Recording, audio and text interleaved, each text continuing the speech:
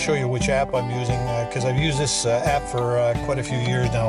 I've used it for, well, I guess about 2 years now, and I'm pretty happy with it. It doesn't have all the Canadian data in it, but it has all the Canadian airports in it, the control zones and so forth, but the geographical data, like they are on your charts, are not on there. So the thing, this thing has a lot of features. It's I'll just show you the app which I use. It's called there it is. It's called Anywhere Map. This one right here, and you can get various subscriptions. I think this one was $40 some odd for 2 years, and it's just the VFR maps. And I'll show you what it has in Canada, and I'll show you what it has in the States as well.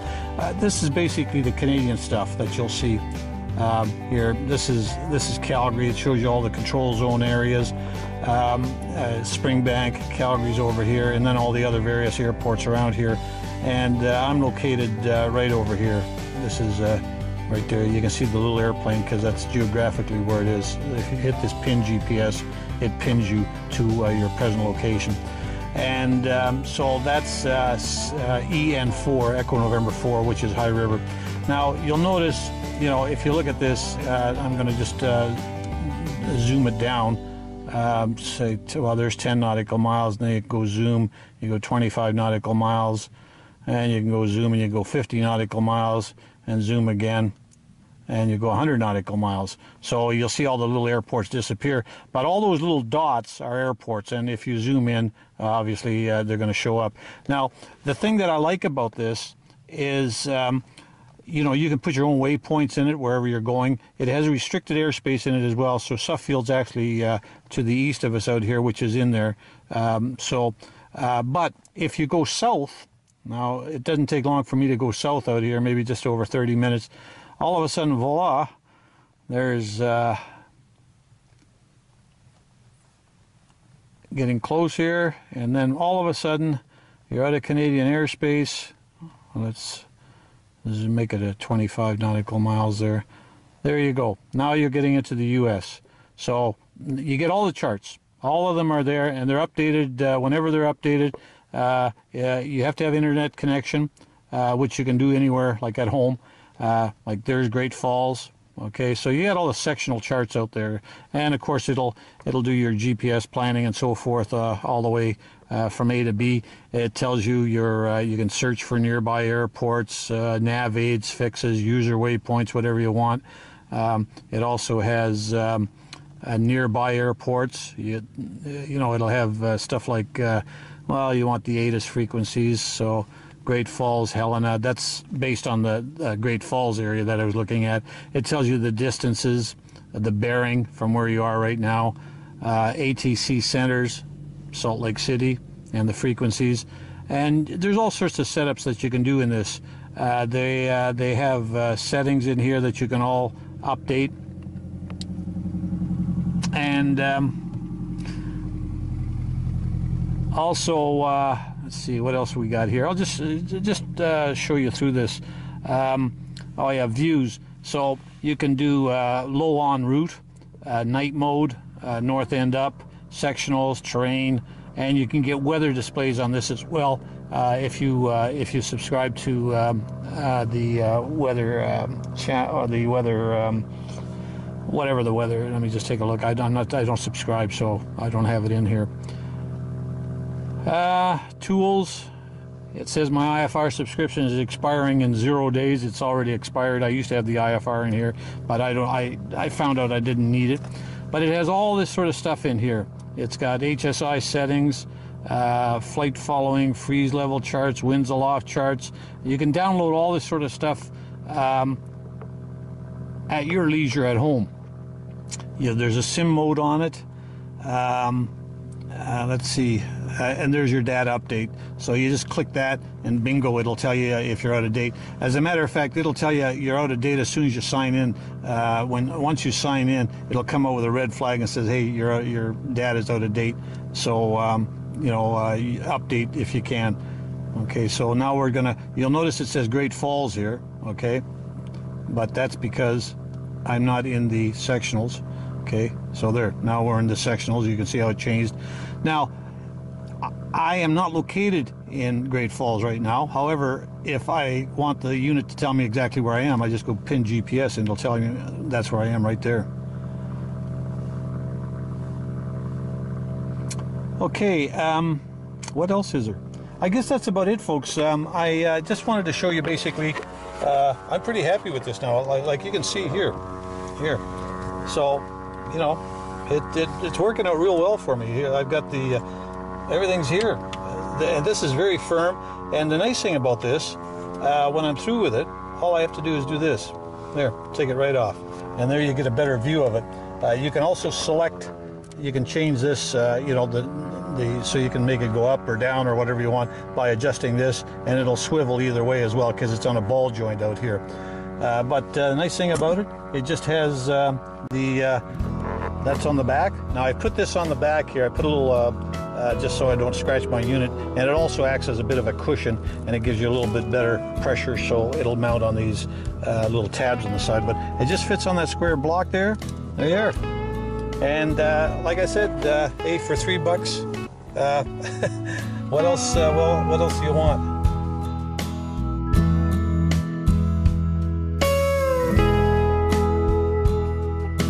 Some of you guys are always interested in the panel and what I've got.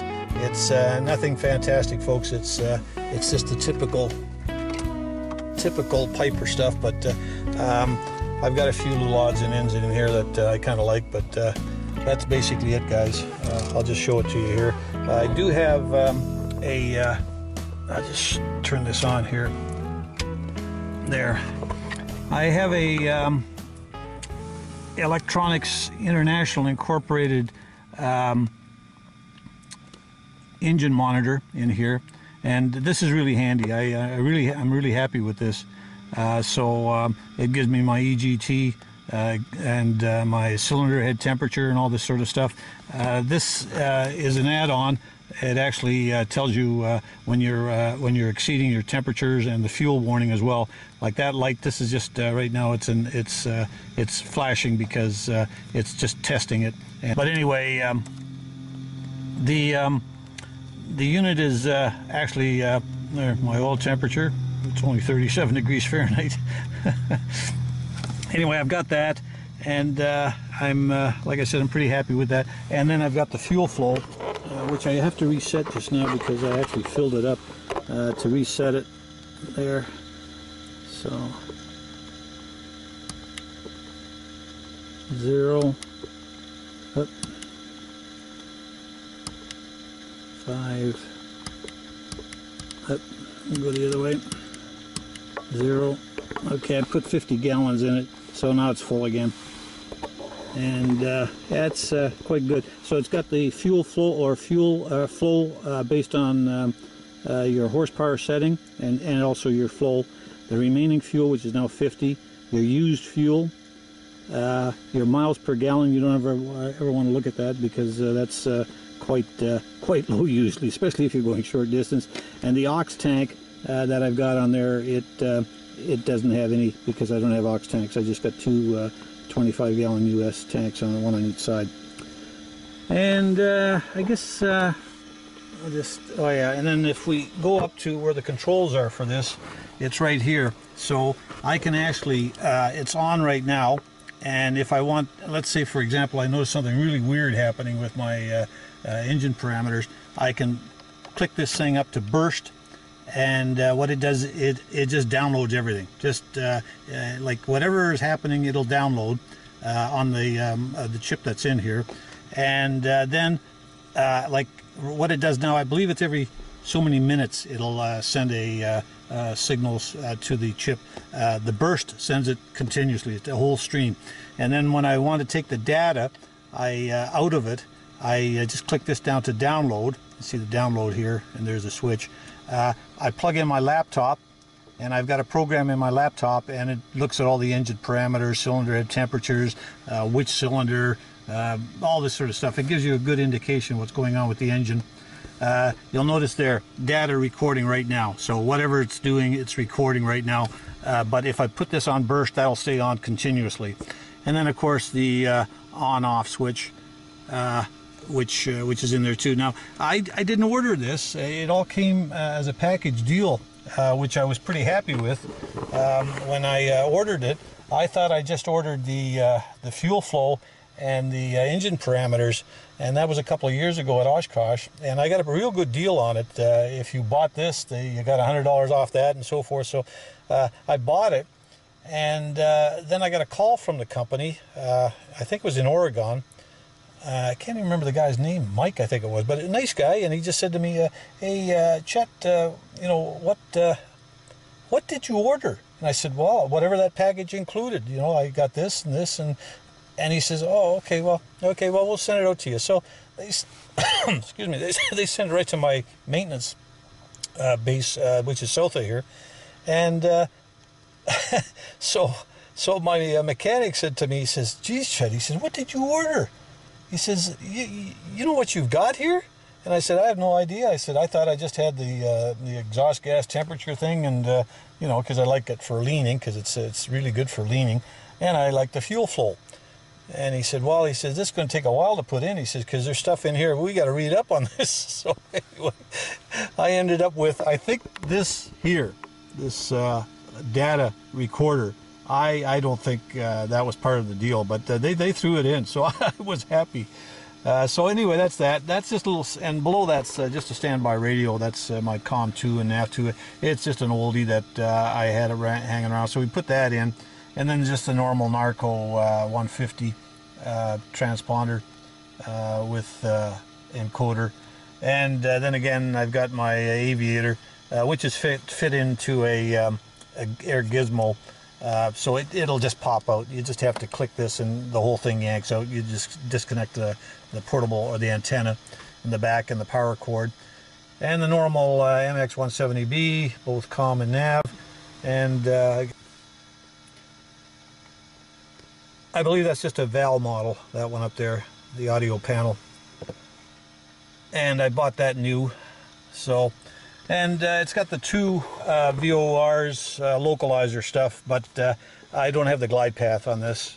And what else? Just the altimeter, artificial horizon, and the airspeed indicator with the little computer up here where you can adjust for true airspeed and indicated and knots and whatever. You know.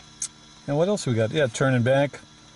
And oh yeah, I do have one of these. These are kind of neat.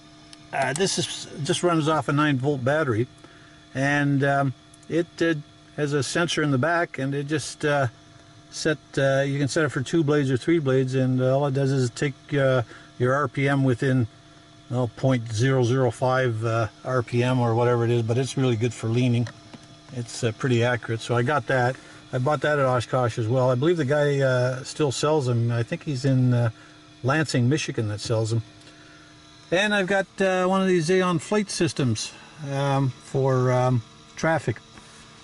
And I guess that's about it. Just the normal stuff, guys. Well, I got this clock here, which a friend of mine gave me, which, well, I just mounted.